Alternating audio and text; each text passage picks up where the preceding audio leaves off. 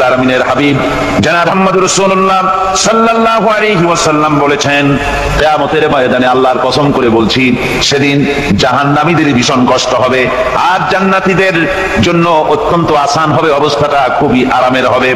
নবীজি বলেন, এক ওয়াক্ত ফরজ নামাজ আদায় করতে যে সময়টুকুন লাগে, কিয়ামতের মাঠের এই সময় এত বড় বিরাট লম্বা সময় জান্নাতীদের জন্য এরকম হালকা হয়ে যাবে। সুবহানাল্লাহ। হযরত আবু সাঈদ খুদরী রাদিয়াল্লাহু তাআলা হাদিসে বর্ণনা করেছেন, এক ওয়াক্ত নামাজ, একটা ফরজ নামাজ পড়তে যতটুকুন সময় লাগে, এতটুকুন সময়ের ভেতরে জান্নাতীদের কারবার শেষ হয়ে যাবে। সুবহানাল্লাহ। আর ওদের কারবার তো শেষই হবে না। وَيَوْمَ تَشَقَّقُ السَّمَاءُ بِالْغَمَامِ وَنُزِّلَ الْمَلَائِكَةُ تَنزِيلًا। ওরা ফেরেশতা দেখতে চায়, সেদিন আসমান সমূহ বিদীর্ণ হয়ে মেঘ পুঞ্জ বেরিয়ে আসবে, আত্মপ্রকাশ করবে, তার ভেতর থেকে ফেরেশতারা ক্রমাগত নাযিল হতে থাকবে। আর অবস্থাটাই হবে, আল মুলকু ইয়াওমাইযিনিল হাক্কু লির-রাহমান ওয়া কানা ইয়াওমান আলাল কাফিরিনা আসীরা। আর সেদিনের বাদশাহী হবে কেবলমাত্র রহমানই। ওয়া কানা ইয়াওমান আলাল কাফিরিনা আসীরা। আর সেই কিয়ামতের দিন, সেই সময়টা হবে কাফেরদের জন্য বড়ই কঠিন। এখানে কিয়ামতের কিছু কথা বলা হচ্ছে, কিছু আভাস দেওয়া হচ্ছে যে আসমান সমূহ বিদীর্ণ হয়ে মেঘ পিণ্ড বেরিয়ে আসবে এবং তার থেকে ক্রমাগত ফেরেশতারা নাযিল হতে থাকবে। আল্লাহর হাবিব বলেছেন, কেউ যদি কিয়ামতের দৃশ্য দেখতে চায়, সেজন্য সূরা ইযা শামসু কুবিরাত ওয়া ইযা সামাউ ফাতারাত ইযা সামাউ শাক্কাত, এই সূরাগুলি যেন পড়ে, তাহলে কিয়ামতের দৃশ্য তার চোখের সামনে প্রতিভাত হবে। কিয়ামতের দৃশ্যটা আসলে কেমন হবে, সেই সূরাগুলি তেলাওয়াত করলে সে বুঝতে পারবে।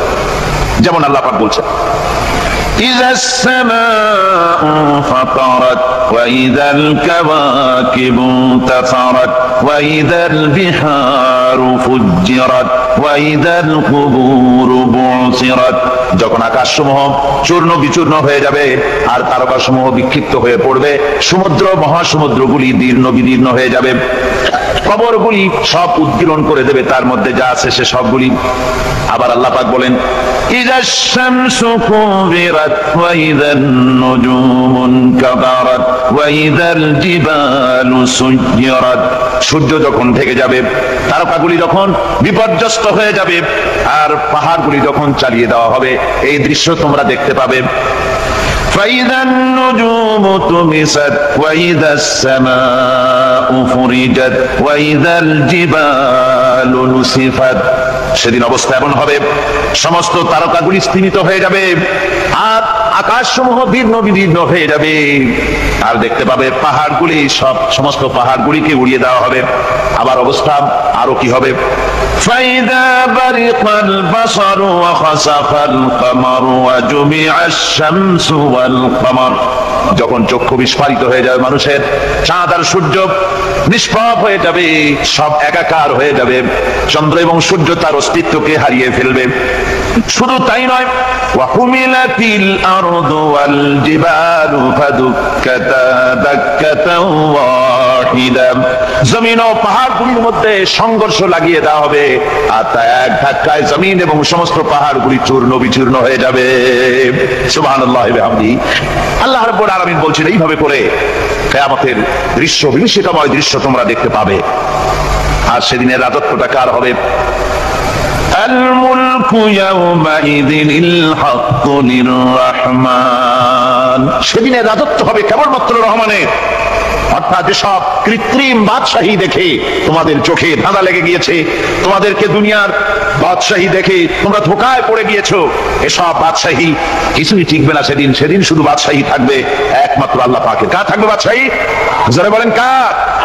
আল্লাহ রাব্বুল আলামিন যখন কিছুই থাকবে না, ঘোষণা করবেন, লিমানিল মুলকুল ইয়াউম লিল্লাহিল ওয়াহিদুল কাহ্হার। আজকে কার রাজত্ব? চারিদিক থেকে চারিদিক থেকে আওয়াজ আসতে থাকবে, পরাক্রমশালী আল্লাহ রাব্বুল আলামিন রাজত্ব আর কারো নয়।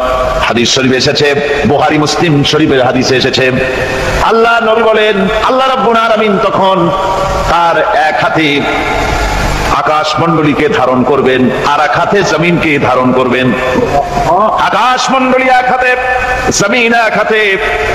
এভাবে আল্লাহ রাব্বুল আলামিন বলবেন, আইনাল জাব্বারুন আইনাল মুতাকাব্বিরুন, কোথায় সেই স্বৈরাচারীরা, কোথায় সেই দুর্বিনীত অহংকারী স্বৈরাচার যারা আমার জমিনের উপরে আমার মানুষের উপরে রাজত্ব চালিয়েছে, তারা আজকে কোথায়, কোথায় সেই অহংকারীরা? আল্লাহ পাক সেদিন যে বলবেন, সেদিন তো বলবেন, কিন্তু দুনিয়ার মাঝেও স্বৈরাচার যারা, অহংকারী যারা, তাদের শাস্তি পৃথিবীর বুকেও দেন, আর সেদিন তো দিবেনই। কত স্বৈরাচার আমরা দেখলাম, কত অহংকারী দেখলাম, যাদের তর্জনী হেননে লক্ষ কোটি কোটি মানুষ উঠত আর বসত। তাদের জিল্লাতির সঙ্গে আল্লাহ রাব্বুল আলামিন কতজনকে বিদায় করে দিলেন। ফুলের মালা নিয়ে কুলাতে পারে নাই, পা থেকে শুরু করে গলা পর্যন্ত ফুলের মালা দিয়া ডুবাই দিল ভক্তরা। আবার আল্লাহ রাব্বুল আলামিন এমন শাস্তি দিলেন, ফুলের মালার পরিবর্তে জুতার মালা নিয়ে জেলের মধ্যে ঢুকাইয়া দিলেন। ঠিক কিনা গণ? অহংকারী আর স্বৈরাচার যারা হয়, আল্লাহ পাক এভাবে তাদের দৃষ্টান্ত দেখিয়ে দেন। আমরা কত দেখলাম, 9 বছরের রাজা 10 বছরের সাজা। পৃথিবীর মুখে যারা অহংকার করে, যারা স্বৈরাচার হয়, আল্লাহর আইনকে যারা বৃদ্ধঙ্গুষ্টি প্রদর্শন করে, আল্লাহ পাক তাদের জমিনেও দেখান। এখানে চূড়ান্ত ফয়সালা আল্লাহ করেন না, আসল ফয়সালার জায়গা তো আছেই, তবে এখানে নমুনা দেখায় দেন। কিন্তু মুশকিল হচ্ছে, ইতিহাসের সবচাইতে বড় শিক্ষা হলো, ইতিহাস থেকে মানুষেরা শিক্ষা গ্রহণ করে না। একজনে যে কাম করে বিপদে পড়ে, আর একজন এসে আবার সেই পথেই অগ্রসর হয়, নিশ্চিত মৃত্যুর পথে। আমার বন্ধুগণ, আল্লাহ পাক বলছেন সেই দিন আমার রাজত্ব হবে, আর কারো রাজত্ব হবে না। ওয়া কানা ইয়াওমান আলাল কাফিরিনা আসীরা। আর ওই দিনটা, ওই কিয়ামতের দিন হবে কাফেরদের জন্য সবচেয়ে কঠিন। সবচেয়ে কঠিন হবে কাদের জন্য? কাফেরদের জন্য। কাফের কারা? কাফের হচ্ছে তারা যারা নাকি আল্লাহর আইনকে অস্বীকার করেছে, আল্লাহকে অস্বীকার করেছে, আল্লাহর আইনকে অস্বীকার করেছে। ওরা কি? কাফের। কুফর শব্দের অর্থ হচ্ছে গোপন করা। এই জন্য অন্ধকার রাতকে আরবিতে কাফের বলা হয়েছে, অর্থাৎ যা সব জিনিসকে অন্ধকার দিয়ে ঢেকে দেয়। তো কুফর হচ্ছে সেই জিনিস যা মহাসত্যকে ঢেকে দেয়, সত্যকে, মহাসত্যকে ঢেকে দেয় যে জিনিস, সেটাকে কুফর বলা হয়। আর এই কাফের অন্ধকারে ঘুরে মরে, সে কোন আলোর খোঁজ পায় না। আল্লাহ রাব্বুল আলামিন বলেন, কাফেরদের কথা এখন শোনাচ্ছেন আল্লাহ পাক, ওয়াল্লাযীনা কাফারু আউলিয়াউহুমুত তাগুতু ইউখরিজুনাহুম মিনান নূরি ইলায যুলুমাত। যারা কাফের, যারা কুফরি অবলম্বন করেছে, তাদের সাহায্যকারী আর পৃষ্ঠপোষক হচ্ছে তাগুত। তাগুত বলা হয় সেই শক্তিকে যে শক্তি শুধু নিজেই আল্লাহর আইন অমান্য করে বসে থাকে না, বরং অন্যদেরকে আল্লাহর আইন অমান্য করতে বাধ্য করে। ওদেরকে আরবিতে কি বলা হয়? তাগুত বলা হয়। আর এই তাগুতি শক্তি,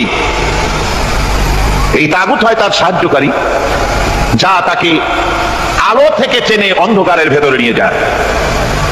আর কাফের হচ্ছে আল্লাহ পাকের ভাষায়, অর্থাৎ কোরআনের ভাষায়, কাফের হচ্ছে সবচাইতে নিকৃষ্ট প্রাণী, সবচাইতে নিকৃষ্ট জীব। মহাসত্যকে যারা স্বীকার করেছে, যারা আল্লাহকে মানে না, যারা আল্লাহর কোরআনকে মানে না, যারা ইসলামকে স্বীকার করে না, তারা সবচাইতে নিকৃষ্ট প্রাণী। আল্লাহ রাব্বুল আলামিন বলেন, ইন্না শাররাদ দাওয়াবি ইনদাল্লাহিল্লাযীনা কাফারু ফাহুম লা ইউমিনুন। নিশ্চয়ই আল্লাহর জমিনে সব বিচরণশীল জীব যত আছে, আল্লাহ বলছেন আমার জমিনে বিচরণশীল জীব যত আছে, তার মধ্যে সবচাইতে নিকৃষ্ট প্রাণী হলো যারা ঈমান আনে নাই, যারা বিশ্বাস করে না আমি আল্লাহকে, যারা পরকালকে বিশ্বাস করে নাই, যারা কোরআনকে বিশ্বাস করে নাই, যারা ইসলামকে বিশ্বাস করে নাই, পৃথিবীর মধ্যে তারা সবচাইতে নিকৃষ্টতম প্রাণী। আল্লাহ বলেন শুধু নিকৃষ্ট জনক, নিকৃষ্ট প্রাণী বললেই সারে না, এরা হলো চতুষ্পদ জানোয়ারের মতো। কে বলতেছেন? আমি বলছি না, কিন্তু আল্লাহ পাক বলতেছেন চতুষ্পদ জানোয়ারের মতো কাফেররা। ওয়ামাসালুল্লাযীনা কাফারু কামাসালিল্লাযী ইয়ানঈকু বিমা লা ইয়াসমাউ ইল্লা দুআআন ওয়া নিদা। এই কাফেরদের দৃষ্টান্ত হচ্ছে সেই রাখালের মতো, যে রাখাল তার পশুদেরকে ডাকে আর ওই পশুরা একটা ডাক শোনে মাত্র, কিন্তু কি যে বলে তা তো পশুতে বোঝেন। কথা বুঝতে পেরেছে? সুম্মুন বুকুমুন উমিয়ুন ফাহুম লা ইয়াকিলুন। এরা বোবা, এরা বধির, এরা অন্ধ, এ কারণেই কোনো কথা বোঝে না। এরা চতুষ্পদ জানোয়ারের চাইতেও নিকৃষ্ট, যাদেরকে আমি আল্লাহ বলেন, যাদেরকে আমি চোখ দিলাম, চোখ থাকতে হক দেখলো না, সব দেখলো। হক দেখে নাই চোখ দিয়া, এই চোখ দিয়া সব দেখলো, নারীর সৌন্দর্য উপভোগ করলো, আর নারীর অঙ্গ প্রত্যঙ্গ নিয়ে নানা ধরনের গল্প লিখলো, কবিতা লিখলো, কিন্তু এই সৌন্দর্য যিনি দিলেন তারেও চিনল না। আছে না কত কবি আমাদের দেশে? আমার দেশের সেই কবি জাতীয় পুরস্কার পায় যে কবি নারীর বিশেষ বিশেষ অঙ্গ নিয়ে বেশি করে নির্লজ্জ কবিতা লিখতে পারে, ওই হলো সবচেয়ে বড় কবি।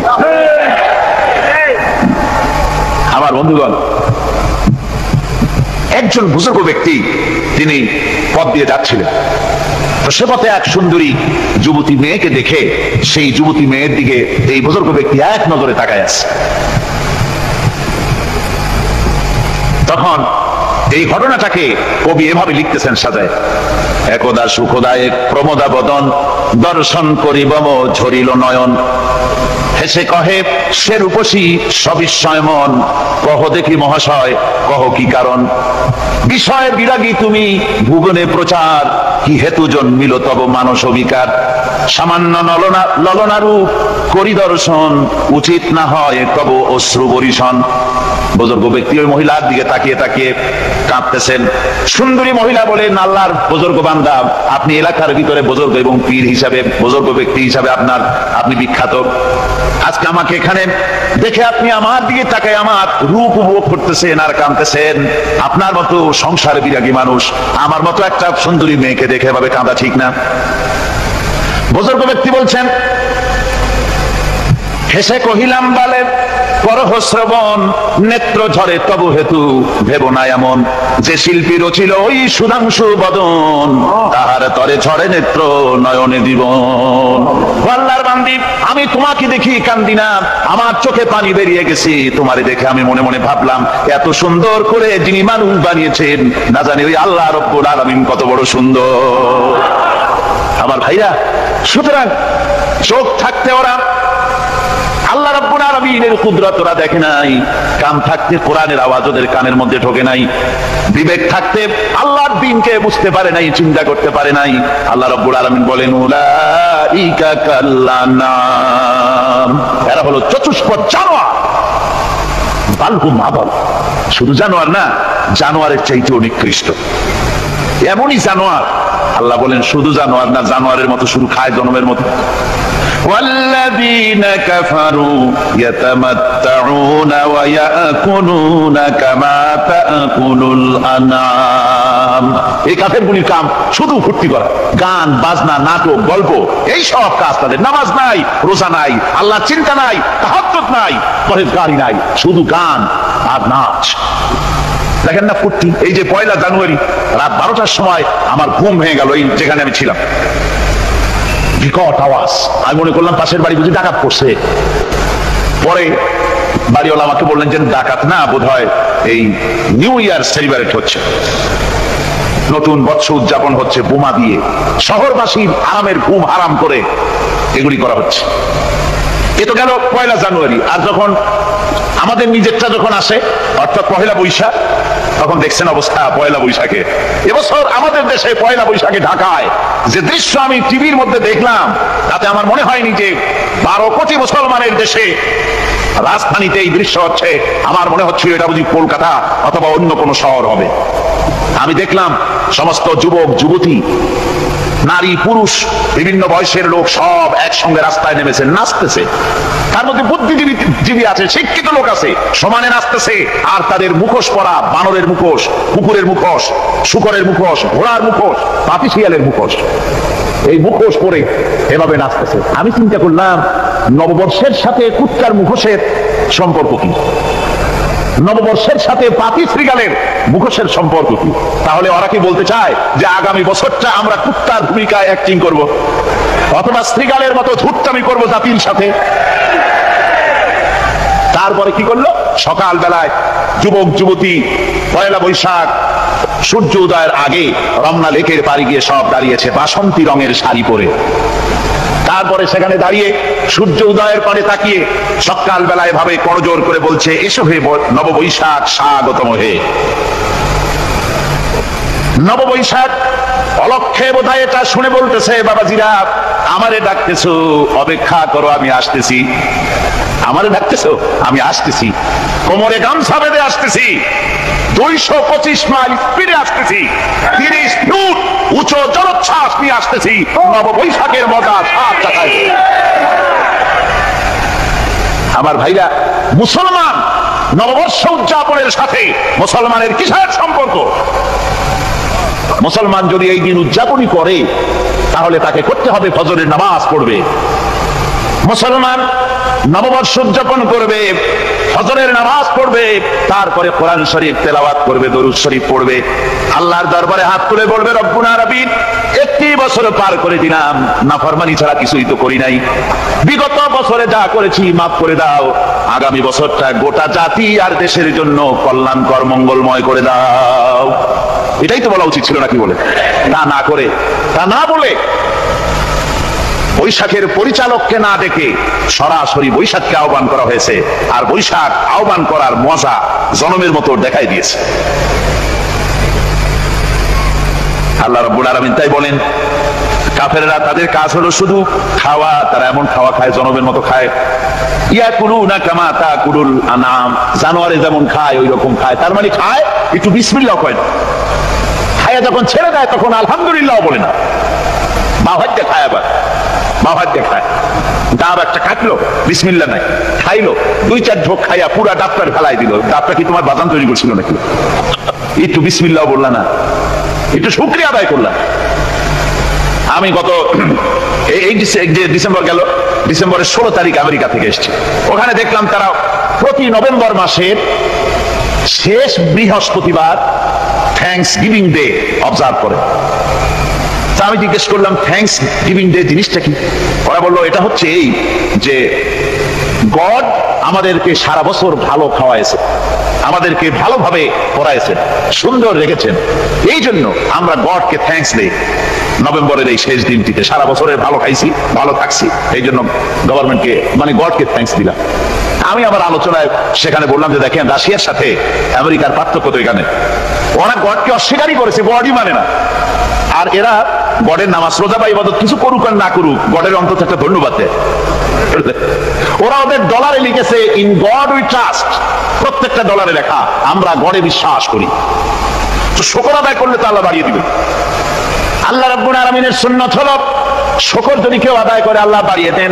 লা ইন শাকারতুম লাযীদান্নাকুম ওয়া লা ইন কাফারতুম ইন্না আযাবী লাশাদীদ।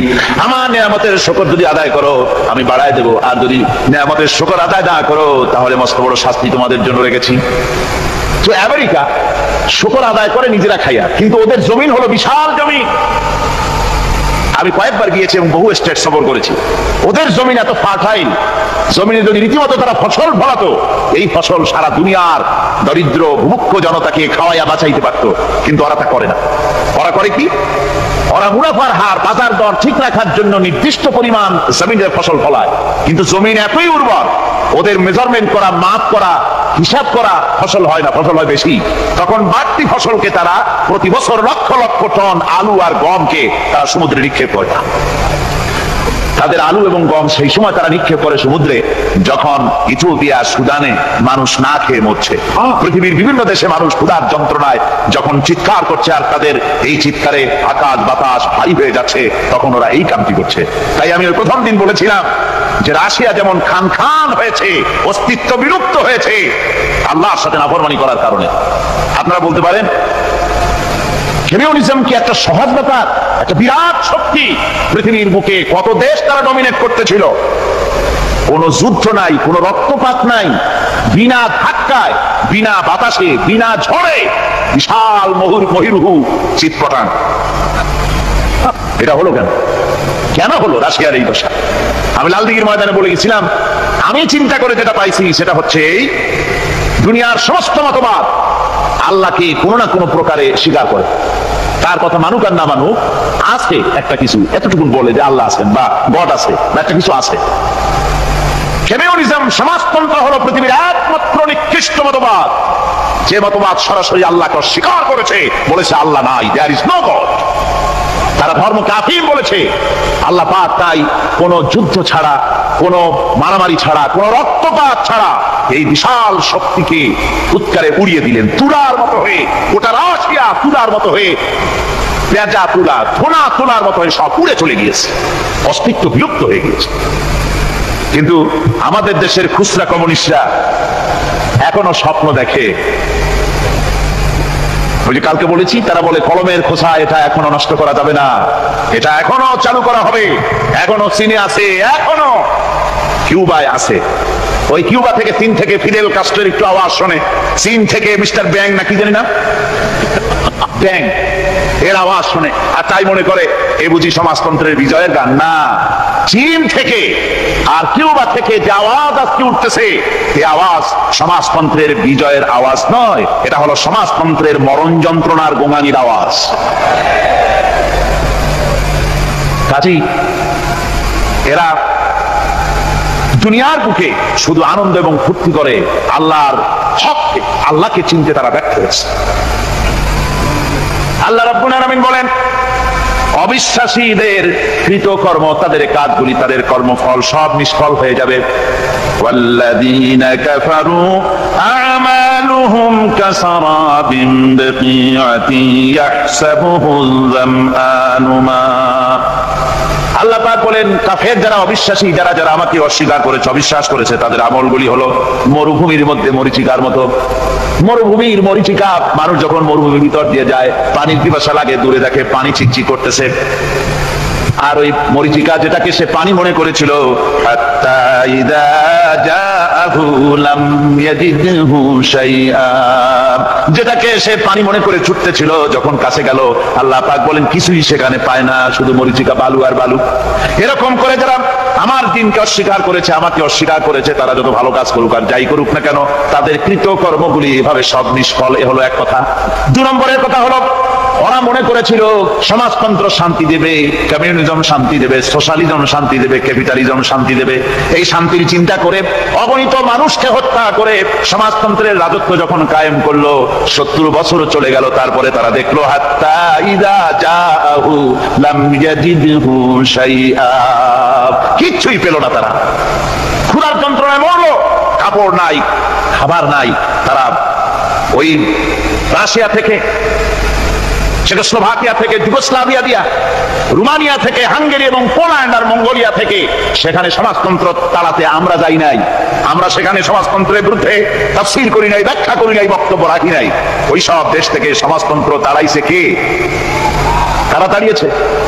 না না, ওরা নিজেরাই, সেই দেশের জনগণই এটাকে উৎখাত করেছে তাদের জমিন থেকে।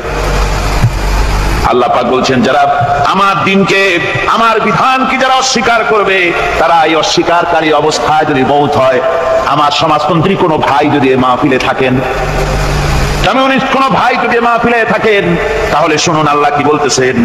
আল্লাহর দিনকে, আল্লাহর কোরআন, পূর্ণাঙ্গ জীবন বিধান, অর্থনীতি আছে, সমাজনীতি আছে, রাজনীতি আছে, কথা যারা বিশ্বাস করে না, কোরআনকে শুধুমাত্র নামাজ, রোজা, হজ, যাকাত আর বেহেশত দোজখ দ্বারা মনে করে, জীবন ব্যবস্থা মনে করে না, এই অবস্থায় যদি মারা যায়, আল্লাহ রাব্বুল আলামিন বলেন, ইন্নাল্লাযীনা কাফারু ওয়া মাতু ওয়া হুম কুফফারুন উলাইকা আলাইহিম লানাতুল্লাহ ওয়াল মালাইকাতি ওয়ান নাসি আজমাইন।